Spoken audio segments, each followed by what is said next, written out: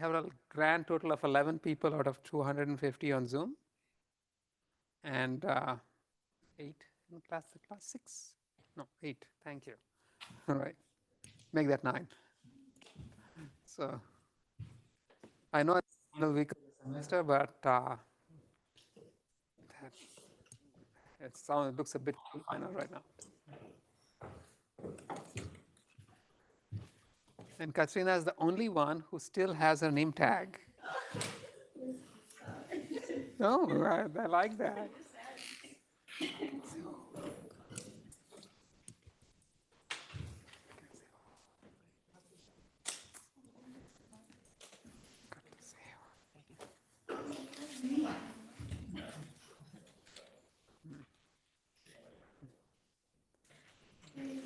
Okay, make that 10. We have 10 people in class and 11, 12. Okay, the numbers are increasing.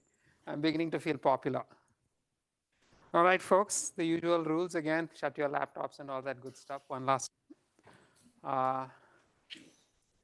This is the last class that I will be holding myself.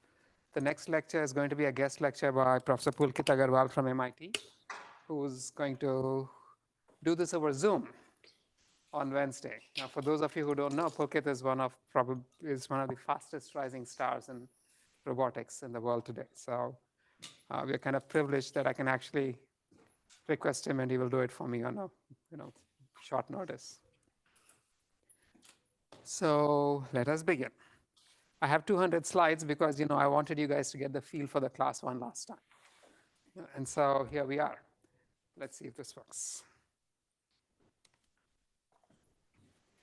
Here's what we've seen so far, the kinds of networks, feed-forward networks. Information goes in one side, and results come out the other side. What we haven't looked at are networks of this kind. I'm sure you wondered over the course why you don't have connections going back from the output to the input. Why don't we have loops? So that's the kind of network we're going to look at.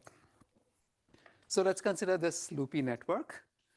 In my example, there are 5 neurons. You can have any number. There are outputs from every neuron to every neuron. So each neuron, I'm going to assume just for convenience, and because that's what much of the theory of this is based on, that we have a thresholding activation. So each neuron inspects the affine function at its input, affine value. And if it's positive, it becomes positive. If it's not, it becomes negative, right? And to make things even simpler, I'm going to assume that these connections are bidirectional. So the weight of the connection from neuron I to neuron J is the same as the weight of the connection from neuron J to neuron I. This is what's called a Hopfield network. Now, how would such a network operate? So again, at each time, a neuron receives an affine value, which I'm going to call a field, which is a weighted sum of all the other neurons plus a bias, if you would like one. And if the affine value is positive, the neuron becomes positive, takes the value +1. If the affine value is negative, it takes the value -1. At 0, it's undefined, right? And so now you can think of it another way. If the neuron is already positive and the affine value is positive, the neuron doesn't do anything. If the neuron is currently negative and the affine value is positive, it's going to flip. So also if the affine value is negative and the neuron is currently negative, it doesn't do anything. But if the affine value is negative and the neuron is positive, it's going to flip. So in each case, if the current value of the neuron, the current value of the neuron matches the sign of the affine value at its input, then it doesn't do anything. Otherwise, it flips. And so we can state it differently. If both the output and the input have the same sign, then nothing happens, which means if the product of the two is positive, then the neuron doesn't flip. If the product of the output of the neuron and the affine value is negative, which is what it will be if the two have different sign, then it flips its sign, right? This makes sense? Straightforward, right? So how would a neuron flips if the weighted sum of other neurons outputs is of the opposite sign to its own current output value. But then what happens? When the neuron flips, it changes its own output. And when it changes its output, the field, the affine value of the other neurons is going to change. And if that changes, those neurons may flip. And when those neurons flip, what happens to the affine value at the neuron itself? That's going to change also, right? And this may cause the neuron to flip. And so you may end up with some behavior of this kind, where, for example, if my network of 5 neurons starts off with 3 ones and 2 minus ones in my example, then the neuron at the top right has a field in opposition with its own sign, so it has flipped. But in the process of flipping, it's changed the fields at other neurons, and that has caused this neuron to flip. And this can go on, right? Then that can go back and cause the first neuron to flip. And so here's a little simulation of 20 evolutions of a loopy network of this kind. I just randomly set it up. This was run on MATLAB. And you can see how it goes. In 20 evolutions, you can see how the whole entire thing keeps flipping. I stopped at 20. If I don't stop at 20, if I go on to 120, this is what happens. So impressive looking, right? Now, so did this operation make sense to all of you? Okay. Do you think this will continue forever, or will it stop? Is it ever likely to continue forever? What do you think? Anybody? Maybe. So anyone with some strong opinions on this, or even weak opinions, or is it all no opinion at all? If there are very few neurons of one sign, then we change the sign eventually. Number of the negatives are all the same. Then okay, so the answer is it can keep flipping forever. Then that's simply because of the distinction of the 0 being undefined. But then more generally, it should stop in a little while. And why so? Consider any neuron. At any neuron, the neuron has an activation before it has responded to the field at its input, and it has an activation after it has responded to its input. So let me call this y minus and y plus. And now, when does the neuron flip? The neuron flips if y minus doesn't have the same sign as the affine value as the input. If y minus has the same sign as the affine value of the input, then y minus and y plus are the same thing. It will not flip. So in this case, if I take the product of the activation after the response with the field and subtract from it the activation before the product of the activation before the response and the field, since y minus and y plus are the same, this must be 0, right? But if y minus has a different sign than the field, then here's what will happen. After it flips, it's going to align itself with the field. Both of them will have the same sign. So which means that y plus times the field is always guaranteed to be positive because it's aligned itself. This one is negative, right? But then you're subtracting a negative value.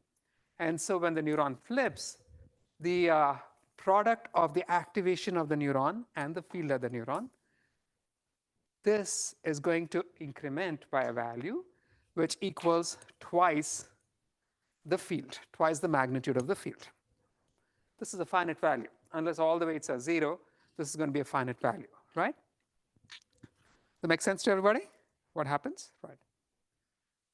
And now let me take this term here, which we just considered, the product of the activation of the neuron and its field, and sum it over all of the neurons. I'm just calling this D. It's a function of all the neurons' outputs. Now this is basically the weighted sum of the products of the activations of all of the neurons plus contributions of the bias. Every activation multiplied by its bias. And that term on top is upper bounded. Why? Because the weights are bounded. I'm assuming the weights are bounded. The activations of the neurons are all plus or minus 1. The biases are bounded. The y's are bounded. So D is upper bounded. And every time a neuron flips, this D value is guaranteed to increase, right? And it's guaranteed to increase by a finite amount. So when you have a finite value, And this value, which is upper bounded, which when you have a value that's upper bounded and it increments by a finite value, how many steps can you have, or how many steps of increment can you have? It must be bounded also, right? The number of steps is going to be the upper bound on D divided by the largest value, or smallest value that the step can be. So what this means is that in the result, any sequence of flips must converge in a finite number of steps. That makes sense to everybody? Yes or no? Okay. So now this term that I've just given you, which was again, this D was just the sum over, what happened here? The sum over all neurons of the product of the activation of the neuron and the field at the neuron. When you work it out, it's the weighted sum of the activations of all neurons plus the weighted sum of the products of the activations of all neurons pairwise plus a weighted sum of the individual activations, where the weight is the bias, right? Now, this D term, if I just negate it and multiply it by half, so minus half of D, I'm going to call it the energy of the system. The minus half is because when I don't have the minus half, anytime the neuron flips, I get 2 times the magnitude of the product as the increment. The half just makes it equal to the magnitude, right? And so the evolution of the Hopfield network constantly increases D. Alternately, because the energy is the negation of D, it's going to constantly decrease E, right? So here's the story so far. A Hopfield net is a loopy binary network with symmetric connections.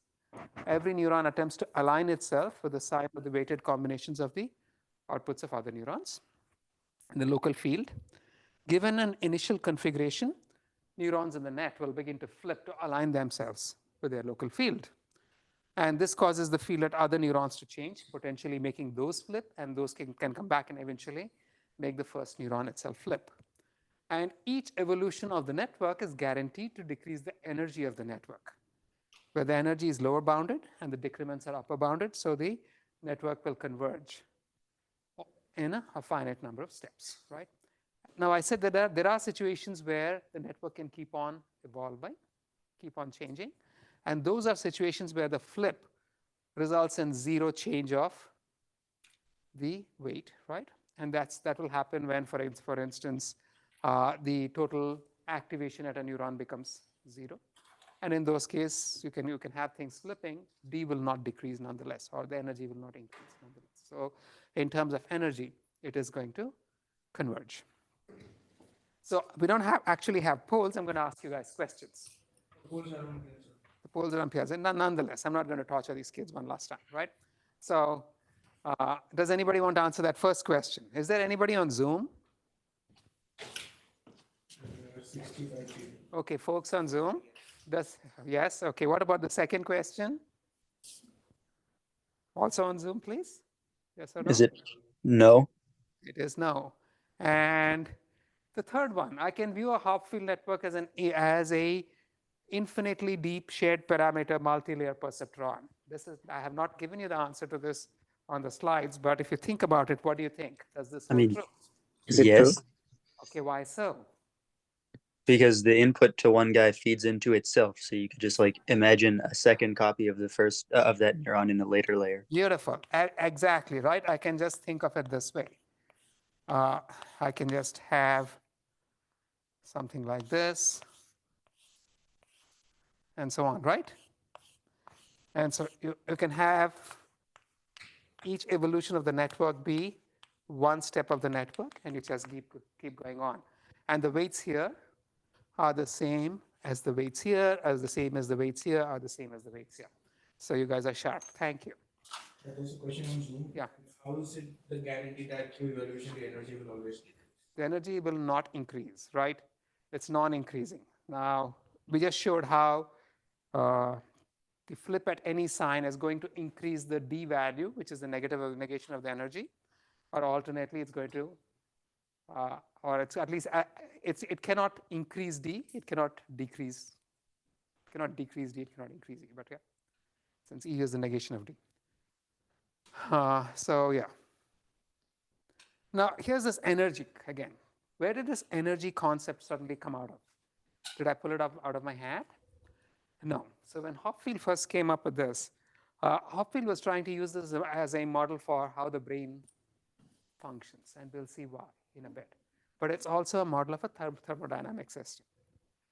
It's something called a spin glass. There's a very nice book by Giorgio Parisi, which this talks about spin glasses in some detail from the physics perspective. But here's the generic idea. Suppose I have a lot of magnetic dipoles in a medium. The medium has its own dielectric constant. Now, at each dielectric, at each dipole, you have a total magnetic field from all the other dipoles. And of course, dipoles will try to align themselves with a local field. So if a dipole is opposed to the field at the current location, it's going to flip. But when the dipole flips, it's going to change the field at every other dipole, and those may flip. And the whole thing will just continue. And so here's what we find. The field at any dipole is going to be a weighted sum of the fields at all the other dipoles, plus this term B, which is any external magnetic field that may have been applied on the material. And this external magnetic field being a function of the dipole constant, dielectric constant, and the distance is going to be different at every dipole, right?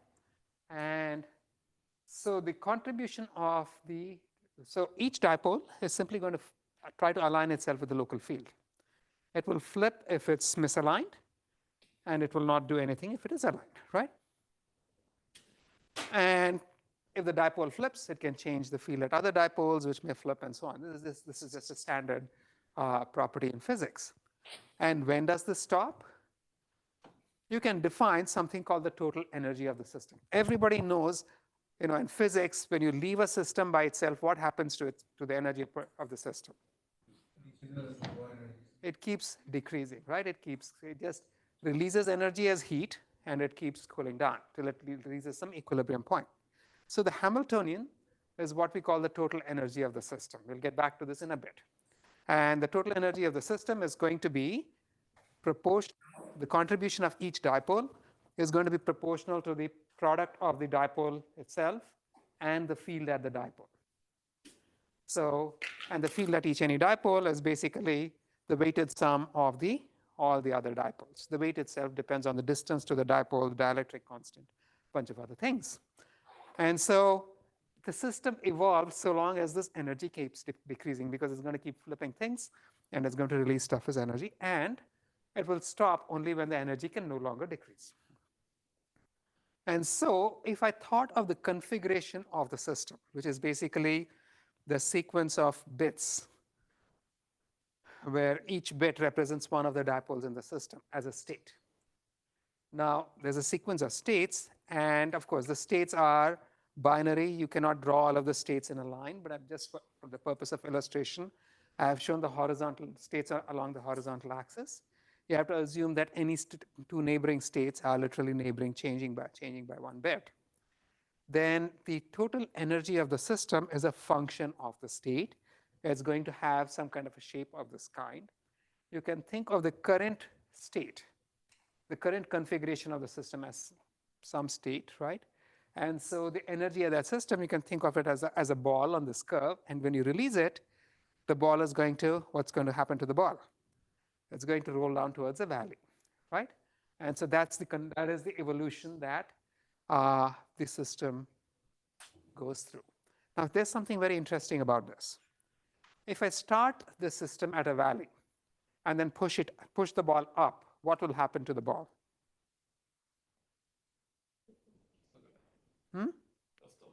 It will just go back to the valley, right? So those valleys are stable configurations. Any jitter from these stable configurations is going to cause the system to return to the stable configuration. You can think of the system as remembering the stable configuration, and perturbations that take it away from it bring it back to the stable configuration, because it goes back to the configuration that it remembers. Now, so you've seen this shape memory alloys and such like, right? You might have heard about this. If you distort them and you heat them a bit, they go back and recover their shape. This is basically what is happening. They are set in a stable state. If you perturb it and you let it evolve, it's going to come back to the stable state. Now, In a Hopfield network, that energy term looks a whole lot like the energy, the Hamiltonian of a ferromagnetic system, right? And so the system will evolve until the energy hits a local minimum. That bias term, by the way, that's the external magnetic field. I can also visualize it as having an external term which is pegged to 1. And the B itself captures the interaction between that external unit that's pegged to 1 and all the other neurons. So very often I won't just show it. I'm just going to just show this weighted sum of all of the other neurons, which is what we've been doing in class, right? Just because you see a summation Wi, Bi, Xi doesn't mean that there's no bias. I just want you to keep this in mind. I like to switch back and forth, okay? Anyway, this network is going to evolve until it arrives at a minimum, local minimum in the energy contour, right? This is what I'd call, how many of you have heard of the term a content addressable memory? Have you heard of this term? It's a very popular term, or used to be. Now, in your standard computer system, how do you address something? How do you recall something in memory? You get a pointer. You get a pointer to the address, to the location, right? So that's a location addressed memory. But there's a different way of going about it. If there's a pattern I want to recover, I could just present you with a corrupted or a partial version of the pattern. And you could let the system recall this based on the content. You're giving it the partial content, and it fills it out. So this is called a content addressable memory. There's been a lot of work on this. And Hopfield nets are one way of setting up a content addressable memory. Which are the content values that it would be storing? Over here. If I had the stable states, the values, right?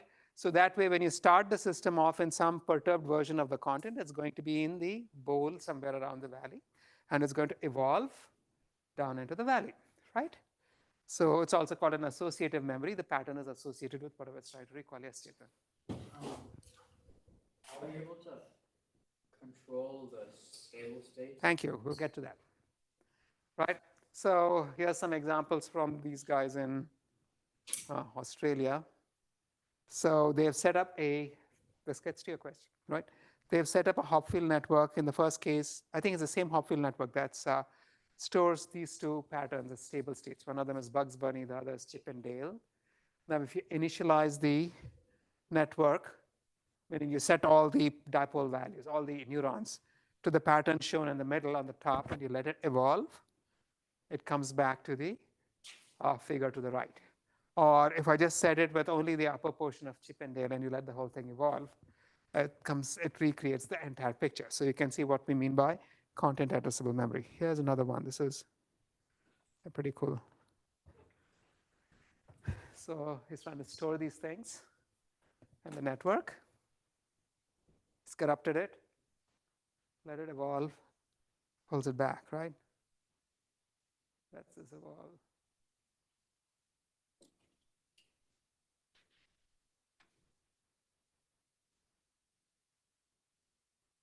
And then demolishes it a little bit and pulls it back. So you can see what we mean by content addressable memory, right?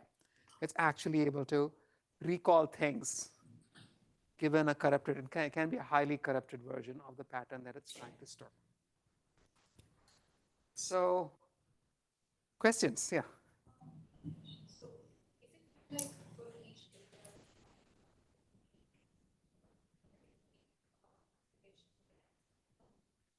The same network, but different. Each pattern is going to have its own minimum, right?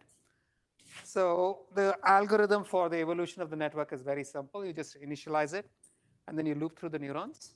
And at each point, you check the field. And if the field is in opposition with the neuron, you flip it. Otherwise, you let it be. But you can also do it in vector form, where at each point, all the neurons update themselves simultaneously, right? That's like an infinitely deep MLP.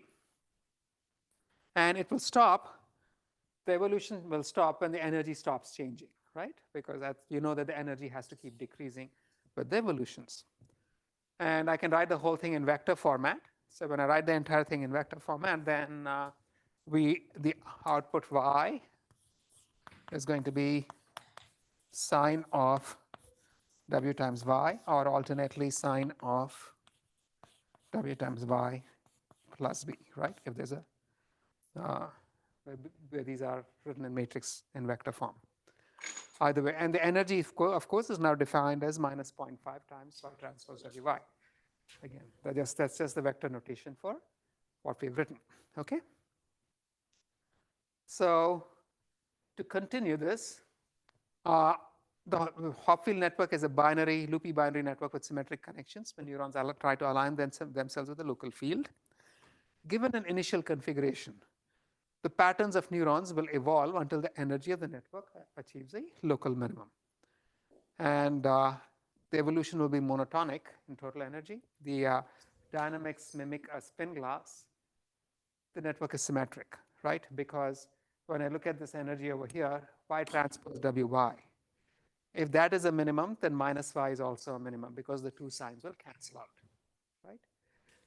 And the network acts as a content addressable memory. It effectively recalls the correct pattern from a damaged or incomplete version of the pattern. Questions? No. Okay. So somebody want to answer these? Okay, in this classroom, is the first statement true or false? Anyone? Second one? Yeah. Third? Why do you say it's false? For all the simplicity of the operation, it's an immensely complicated system. Why so? Okay, here's the first question you should ask. This is a quadratic, right? The energy is minus y transpose wy. How many minima will a quadratic have? One? Are you sure? Two? No? How many minima will a quadratic have? One. So it depends on w, does it not? So I didn't tell you that this was a concave quadratic. This is a convex quadratic. What does that mean? What is the shape? It's going to be like so, right? It's going to be a bowl. It doesn't matter where you start it, it's going to be going down, correct? So then what do I mean by having discrete minima?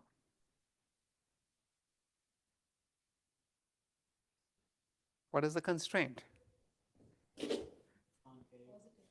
Positive. The outputs, you're only measuring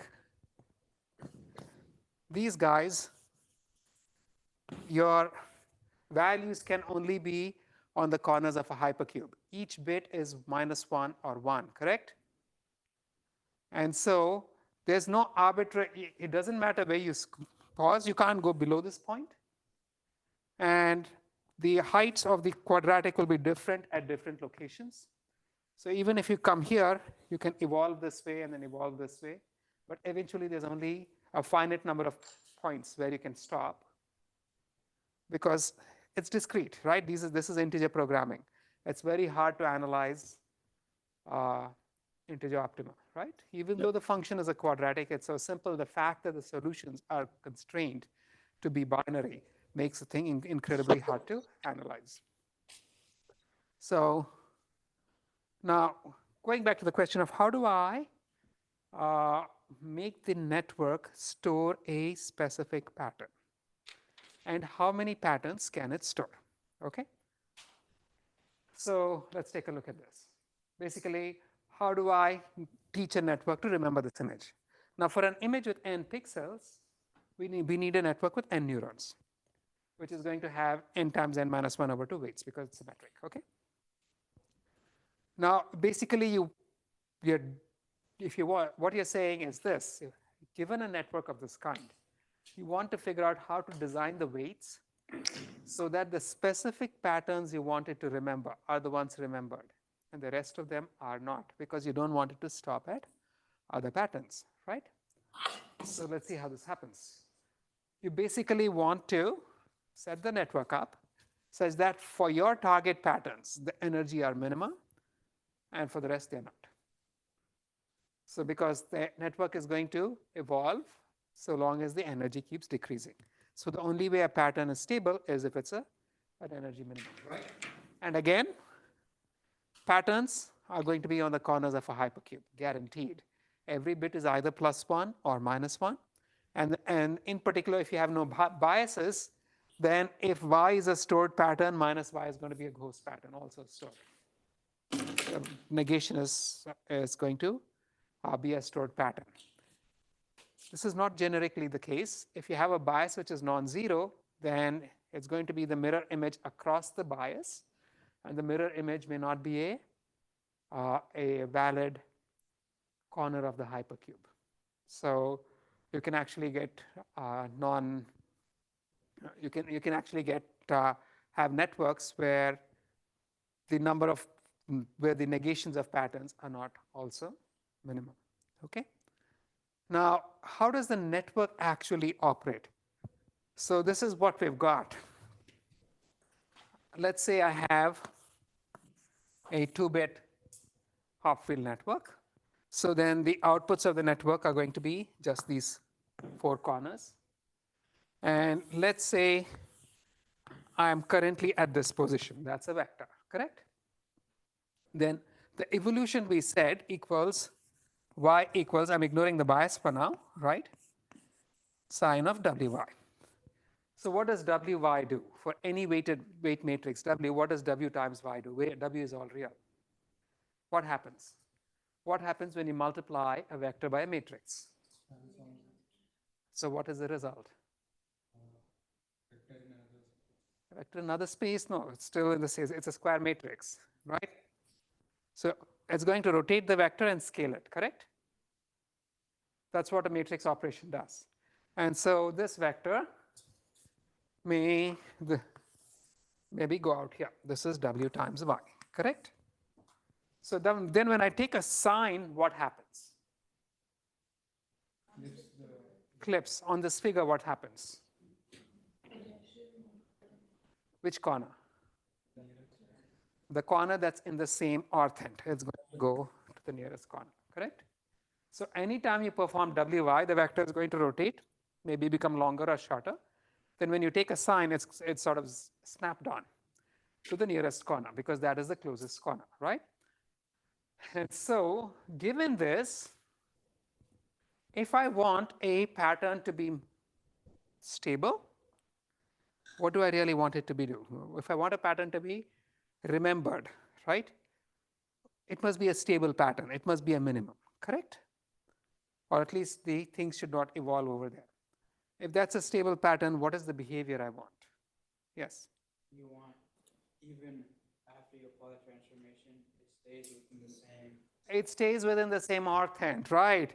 So if I say y equals sine wy, then I want that after it's been multiplied, it doesn't cross any of the axes, right? It doesn't cross any of the planes.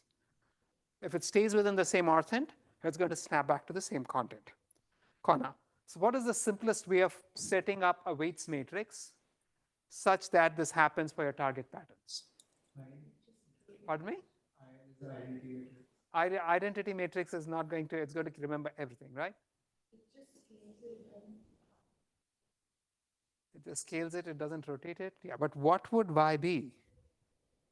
Could you just put the y's themselves into the matrix? I could, but then here's what I want. I want y equals sine of wy, correct?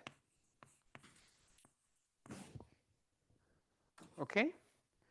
What does this tell me? Oh, no. What if I got rid of the sign? If y is an eigenvector, right? Then I'm going to get y equals sine of lambda times y.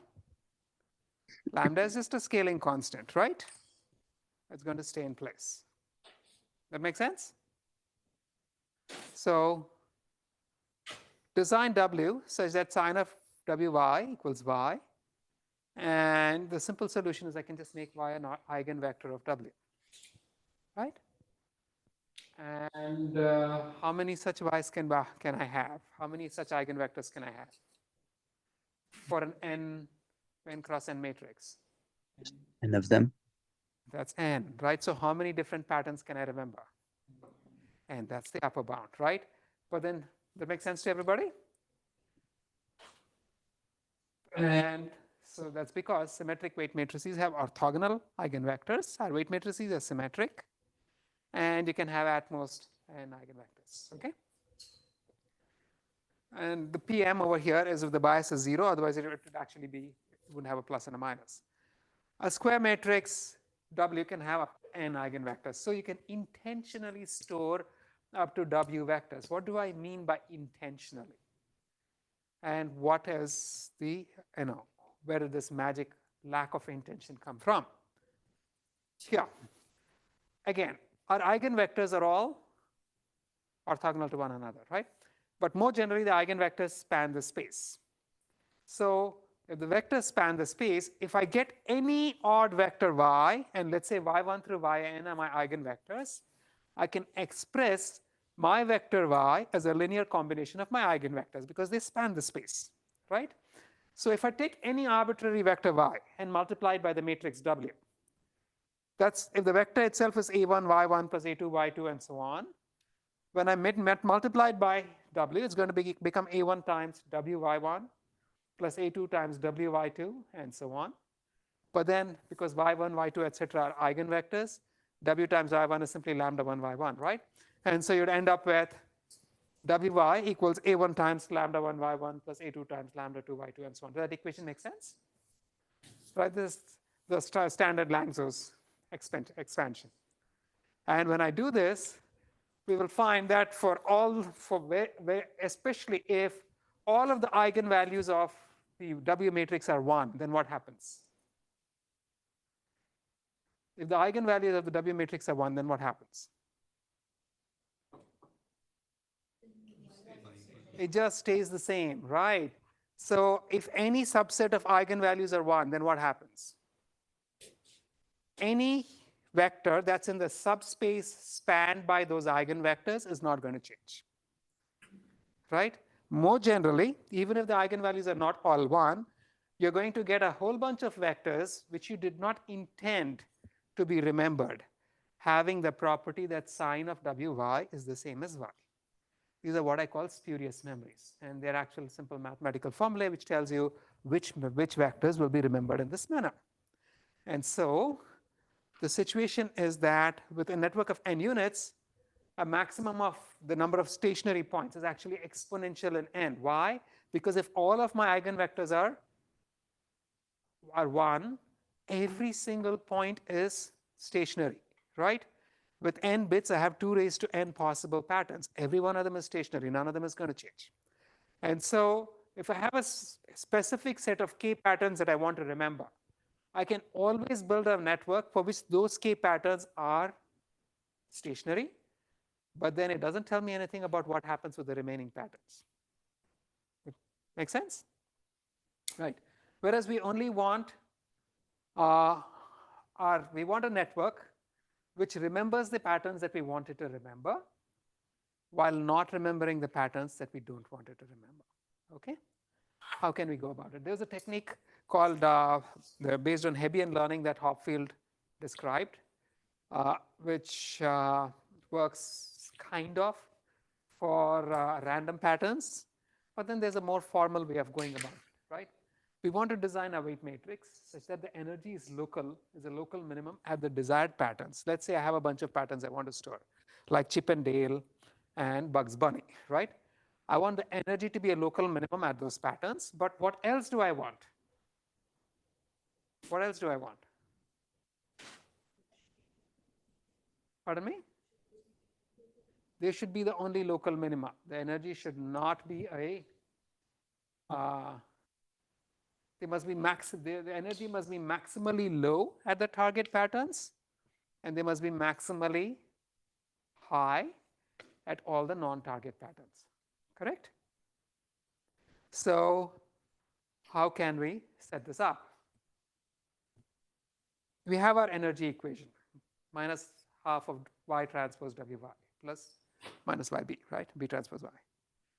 We want the energy E to be minimized at your target patterns, y1 through yp. You want it to be maximized for all other y. And we know it's unrealistic to be able to store more than n patterns, regardless, right? Because that's how many eigenvectors you can have maximum, okay? But we want to make those n patterns memorable. So I'm getting rid of the bias for the moment, right? Just for convenience sake. I've defined my objective function. It's a quadratic objective function, but it's not really quadratic. Why is it not really? It's not really convex. Why is it not convex? Discrete points. You have discrete points. It's non-convex. Once it's non-convex, all bets are off, right? But then we want to set it up so that the total energy at all of the target patterns is minimized, and the total energy at the non-target patterns is maximized, so that it doesn't remember spurious stuff, okay? And so the objective that we are minimizing is the sum of the total energy at target patterns minus the sum of the total energy at non-target patterns. Yes, Chetan? If you maximize the energy of the non-target patterns, won't your curve of the energy just be flat and then jump it will? You're not actually going to be able to maximize it perfectly, right? That's the attempt. The function remains continuous. It's not the argument of the threshold activation remains continuous, right? So I can use gradient descent, can I not? I'm just looking at energy. This is the energy function. The energy function is a continuous function of the weights, as you can see. It's quadratic, but it's a difference of two quadratics, so it's not really quadratic. Difference of quadratics need not be quadratic, right?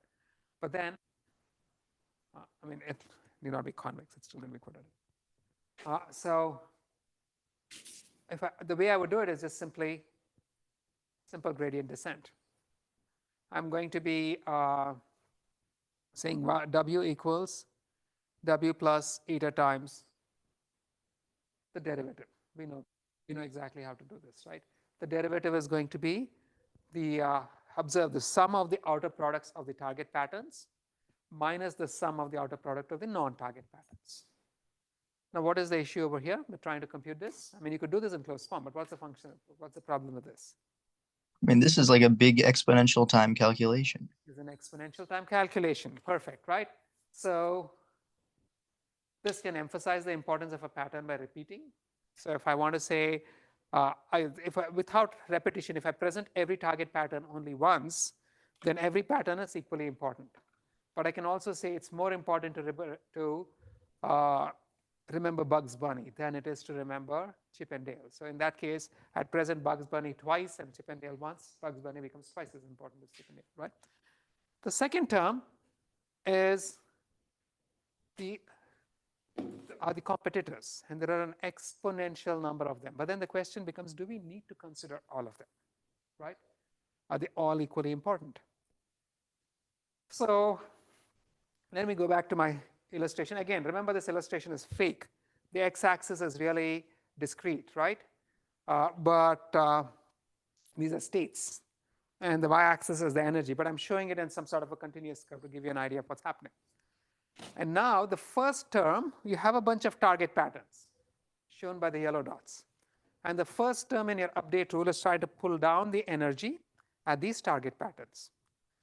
The second term is trying to pull up the energy at every one of the other target patterns.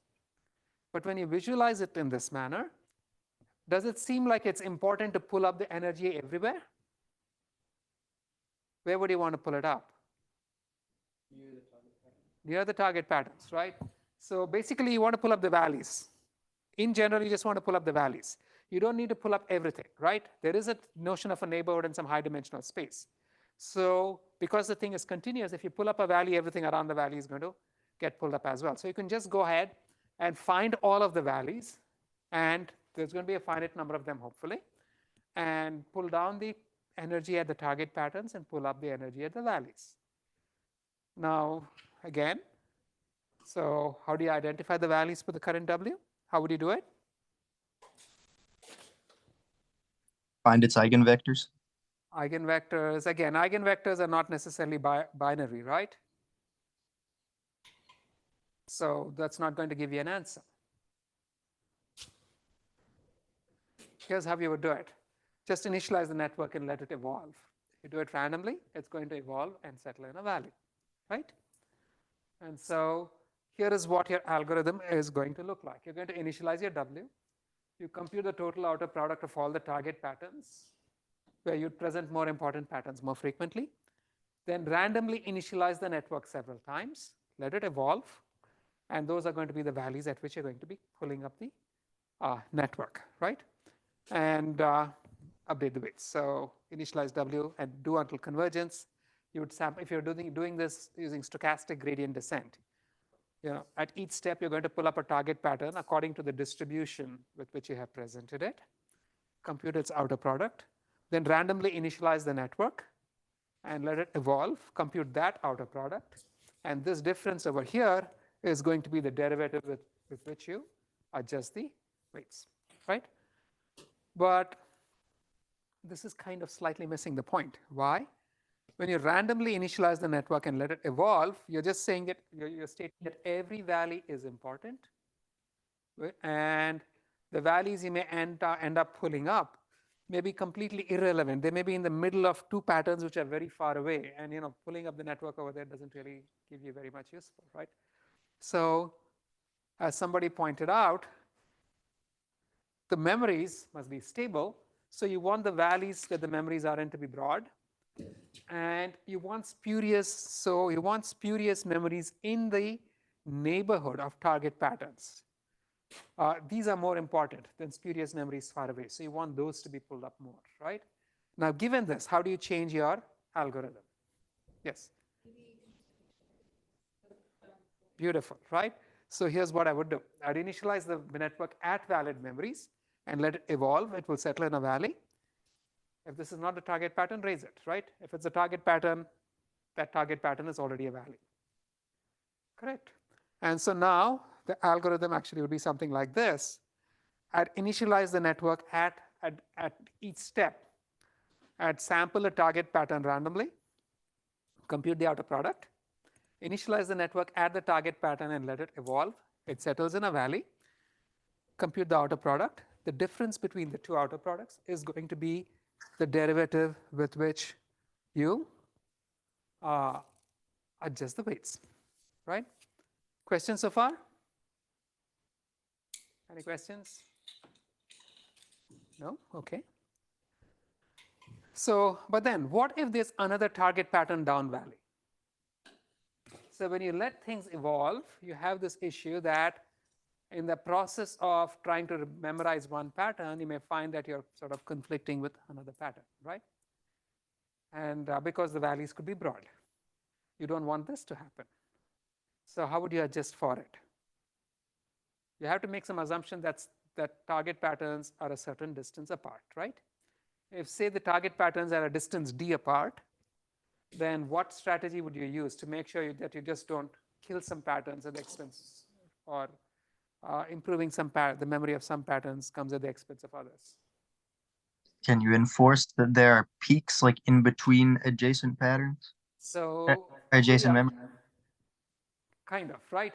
There's no need to raise the entire surface or even every valley. You just want to raise the neighborhood of every target pattern. So if the distance between the closest distance between two target patterns is d, then if you just let the network evolve for d over 2 steps max, then you're assured that you're not going to clobber the other pattern, right? You don't even need to go over d over 2 steps. You decide what is the radius of the current pattern within which I want the memory to be recalled, and then you can just pull it up from over that location, right? So start from the target pattern, let the network evolve only a few steps, try to raise the resultant location. And because raising the energy at some location also has the effect of raising the energy in the neighborhood, you should be fine.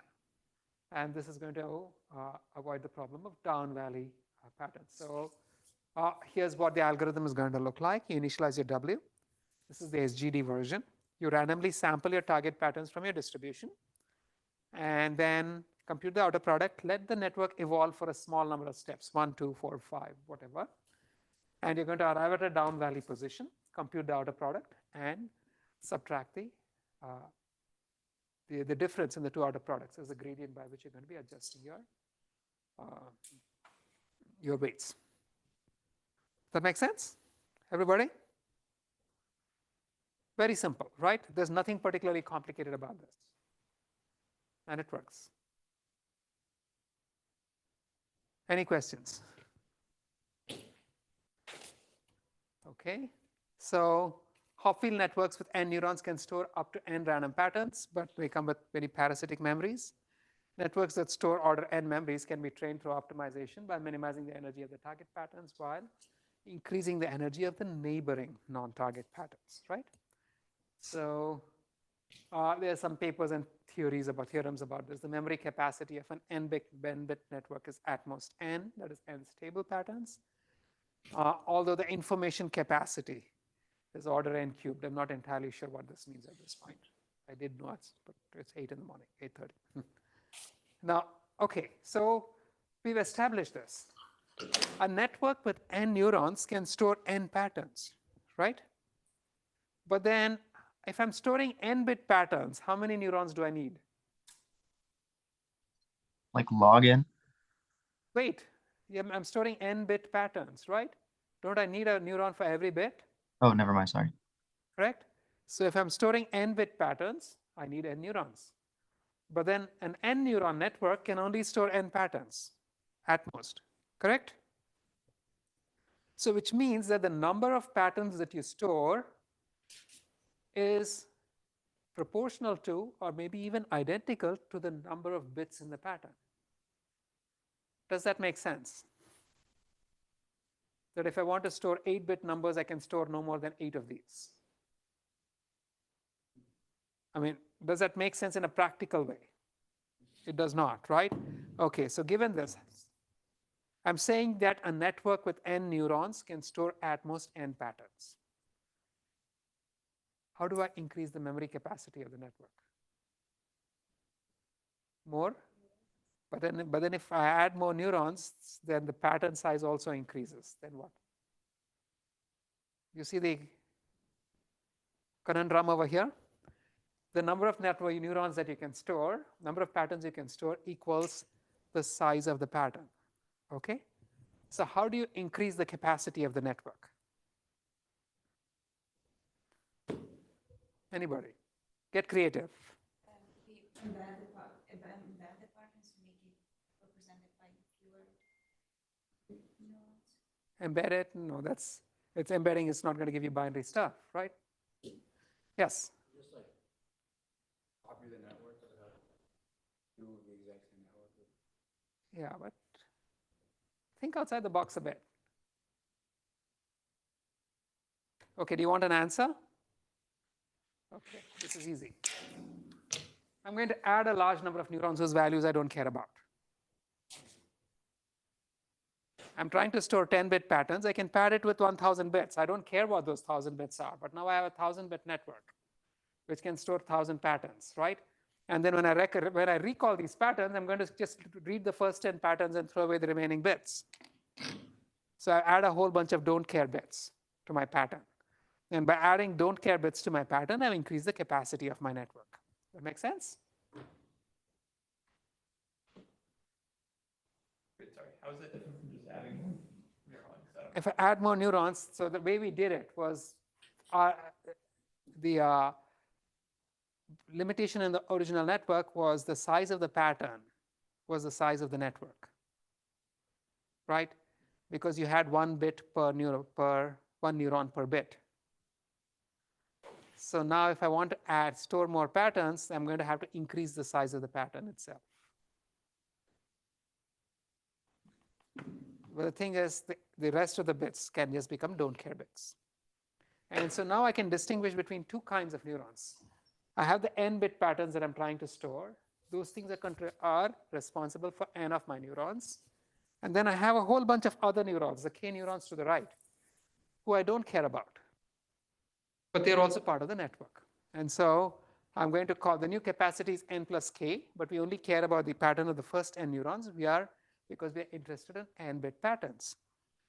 And so what about the remaining neurons? These can be set to anything in order to store a visible pattern, right? So I'm going to call the first n neurons, the ones that I'm actually going to read, I'm going to call them the visible neurons. The remaining neurons which I don't care about, I don't know what their value is. I don't need to know what their value is. So I'll just call them the hidden neurons. I mean, they're not really hidden. It's that I don't care, right? And so here's the bits view. Those are my visible bits. That's what I want to store.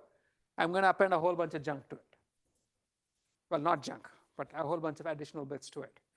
And now, after having padded it with these don't care bits, the new bit is n plus k. And so now we can store n plus k patterns. And OK, then the question is, what do I fill these bits with? Obviously, I'm storing n plus k bits, right? So can I just fill those remaining bits any odd how? Or are there any desiderata that you think one must satisfy? I mean, it's good if your patterns are far apart. So Perfect, can you lovely. fill them in like that?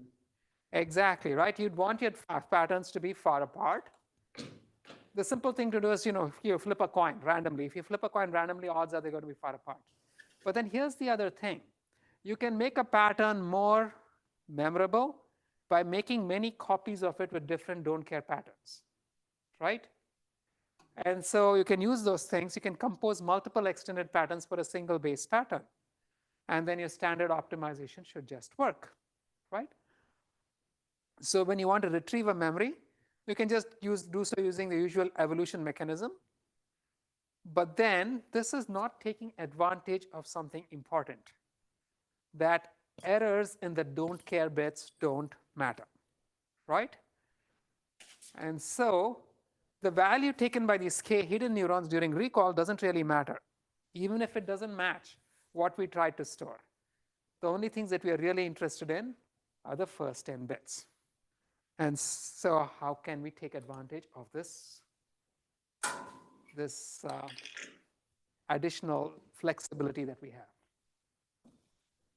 Now, so basically, if you have two examples with two completely different don't care bits, and if you recall the one other instead of the first, it doesn't really matter, right? Simple random settings of don't care bits and using the neural network training and recall strategies should work, but it doesn't sufficiently exploit the redundancy of the don't care bits. So it's possible to set the don't care bits such that the overall patterns are far apart and more memorable, but we can also have multiple don't care patterns for a target pattern. So we want to exploit this. And it turns out that to exploit it properly, it helps to view the Hopfield network differently as a probabilistic machine. Right. So the probabilistic interpretation of Hopfield networks is like so. In general, if I have any objective function, so here's a cheap trick that we often play in machine learning, right? Which is this. If I have any objective function O, and I say I'm trying to minimize this, minimize this O, then I can define a probability distribution of the form e raised to minus O with some constant which makes sure that the whole thing becomes a probability distribution. And then minimizing the objective function is the same as maximizing the probability, the likelihood of the data, right? We've seen this before. If I minimize the L2 loss, what am I maximizing? What is the underlying assumption of the probability distribution for the data? Gaussian, right? So for pretty much every objective you can define by just by exponentiating things, the objective, it ends up looking like a probability distribution. And so here, expectation of E raised, the energy at y is minus half of y transpose wy. So I can define a probability distribution, which is some constant times exponent of minus of the energy at y, okay? And so again, this is your standard optimization, right? So what we just saw. It turns out that this looks a whole lot like manipulating a probability distribution. Look here. So here, instead of just computing the sum of the outer products of the target patterns, I can multiply each target patterns with an importance, the alpha. Similarly, when I'm looking at the competing patterns, the second one over here can also be thought of as having a weighted sum of all of these competing patterns, right? And the weighted sums look like expectations. The first one looks like the expectation of the outer product when the data are drawn from the target distribution that you're trying to model of the patterns that you're trying to store. The second one looks like an expectation of a distribution where the distribution is the one that is represented by the model. The second term is what you got randomly from the network itself. So it's the expectation of outer products, something which looks like a variance, right? Drawn from the distribution represented by the model. The first term is the expectation of terms, outer products, of samples drawn from the target distribution. And when you're minimizing the difference between the two, what are you doing?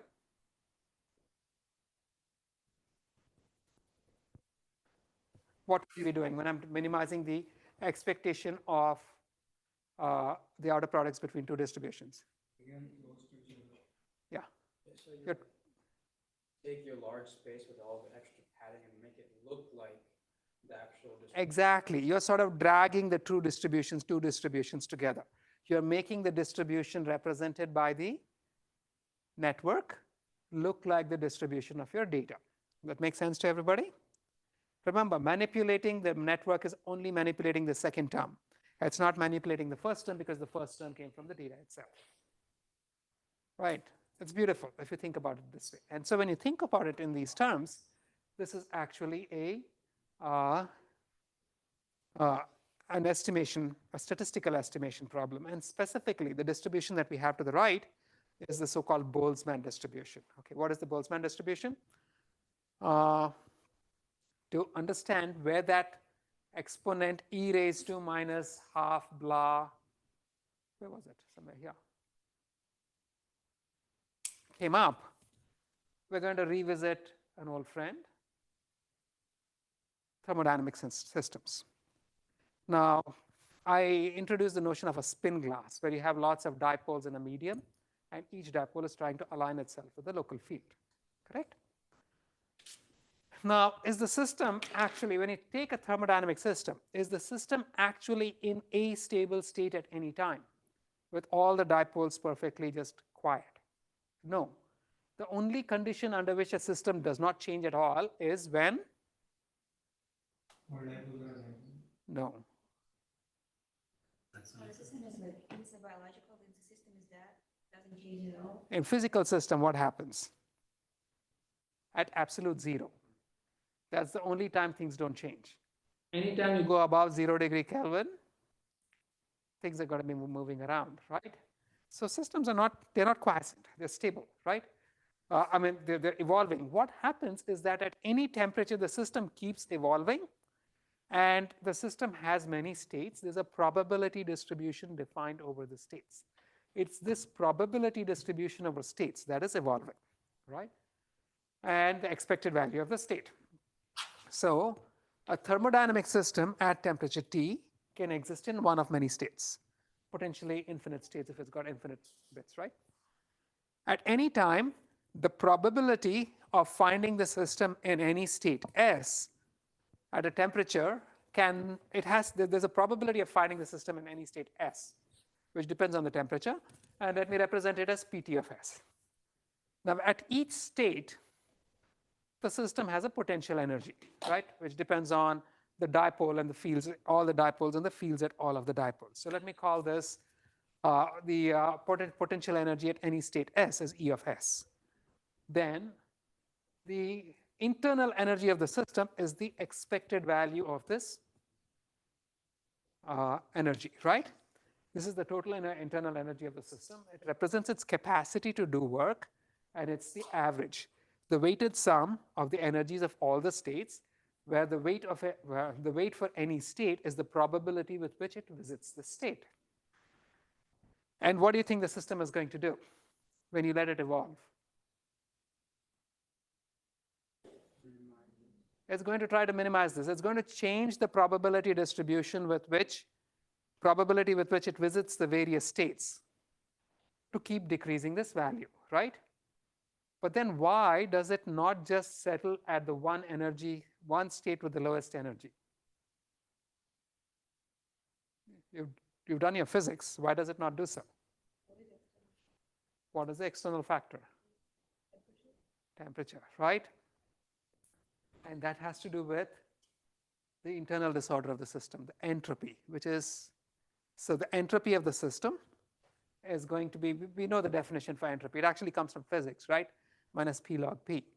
And so it turns out that the Helmholtz free energy of the system, which the network, this is the, for any given probability distribution over states, temperature causes the system to keep bouncing around between the states. And that's something you have no control over, okay? So the free energy of the state is going to be the actual internal energy minus the disorder enforced by entropy, which is minus kT times summation P log P. And the system is actually going to evolve to minimize the Helmholtz free energy of the state. Now, what is the one parameter? What is the one variable over here in this equation? It's Pt of S, temperature is given, correct? And so you're going to have to optimize this with respect to Pt of S. How would you do that? Anybody? What's the standard optimization strategy? Gradient descent, you can differentiate and equate to 0, can you not? I mean, you guys have, let's go back to high school and not get stuck in the deep learning class. You can't forget your basics. And if you do that, if you actually differentiate with respect to the Pt of S and equate it, it's like a 3-step derivation, which I won't do because I don't have time. But then that's going to give you the probability distribution of the states at any temperature T as 1 over Z times e raised to minus energy of the state divided by K times T. K is Boltzmann's constant. Right? And the 1 over Z is a normalizing term that makes the whole thing, ensures that the whole thing is a distribution, what they call the partition function. Right? And note the dependence on T. So the dependence on T is that when T is 0 over here, you'll observe that this has only one minimum at the specific E, which has the lowest energy. And when T is infinity, all states are going to be equally likely, right? It's complete chaos and disorder. So we can define our network in the same way, right? The probability of any state can be defined as e raised to minus energy of the state. And the denominator is just a normalizing term, but the normalization term is going to be summing the numerator over all exponential number of states, okay? And now the neurons are stochastic with disorder entropy. And the equilibrium probability distribution, this is the equilibrium probability distribution. This is where it settles down after it has done evolving. After evolving for a long time, this is the distribution. You know, the energy keeps decreasing, and then it eventually arrives at the state distribution. So this is the equilibrium distribution over the states. It doesn't mean that it's stable over here. It means it's going to keep wandering around, but it's going to be wandering around according to this probability distribution, right? So the stochastic Hopfield network models a probability distribution over states, where a state is a binary string. Specifically, it models a Boltzmann distribution. The parameters of the model are the weights of the network, and the probability that at equilibrium the network will be in any state P of S is given by the distribution. It's a generative model. It generates states according to P of S. Once you make it a distribution, you can think of it as generating states, right? And so now, how would you actually work out how this evolves? Now, remember that now it's stochastic, right? So you need the arithmetic for the stochastic evolution. And for this, let's go back and look at the math. I haven't done a lot of math in this lecture, you might have observed, because the math is really very simple. I mean, these are very deep concepts with very simple math. It's amazing. but it's also kind of telling. So consider two configurations which differ in only one neuron. In this case, the neuron has the value +1. In this case, the neuron has the value -1, right? What is the probability of the first state versus the probability of the second state? Or more specifically, what is the difference in the log probabilities of this state and this state? So it's log of P of S minus log of P of S prime, where they differ in only one bit, okay? So if I look at that, then log of P of S, now observe that P of S, it can be thought of as the probability of these neurons, for the probability of all the neurons except the one that flipped, times the probability of this neuron conditioned on these other guys, right? And I can do the same for both of these. In this case, too, the probability of the entire configuration is the probability of these neurons times the probability of this neuron conditioned on these guys. When I take the log and subtract the one from the other, the log of P of Sj not equal to I cancels out from both. And so you're simply left with the difference of the conditional probability of this neuron given, or the conditional probability of the neuron taking the value 1 given the rest of the neurons, minus the log of the conditional probability of the neuron taking the value -1 given the rest of the neurons. Everyone with me? Right, okay. So log of P of S minus log of P of S prime, which I can, the log of, the difference in the logs is the log of the ratio, right? So this is log of P of S divided by log of P of S prime, but S prime is simply 1 minus S, because there are only two options. Either the new bit is 1 or the bit is -1. So it's log of P of S divided by 1 minus log of P of S, okay? And so, but then if I go back and look at the energies, the energy in this configuration is the contribution of this guy plus the contribution of these fellows. Over here is the contribution of this guy plus the contribution of the rest of them. And the rest of them have not changed. The rest of them are all the same, right? And so I can write this as the difference in the log of the energy here and the energy there is simply going to end up to be the field at the neuron itself. I mean, you can look through the slides, but it's very trivial. What happens when I flip one neuron? We saw this very early in the lecture. When I flip a neuron, the change in energy is simply the field at the neuron, right? Summation Wi, yi for all the other y's plus b. And so, since the log of P of S is simply the energy, right? Or the negation of the energy, the difference in the log probabilities of the two states, which differ only in one bit, is simply going to be the field at the bit. Make sense to everybody? And so if I work this out, it turns out that log of P of S, Si equals 1 divided by 1 minus T of Si equals 1 being the field, it turns out that the probability that the neuron takes the value 1 given the rest of the neurons is simply the logistic of the field.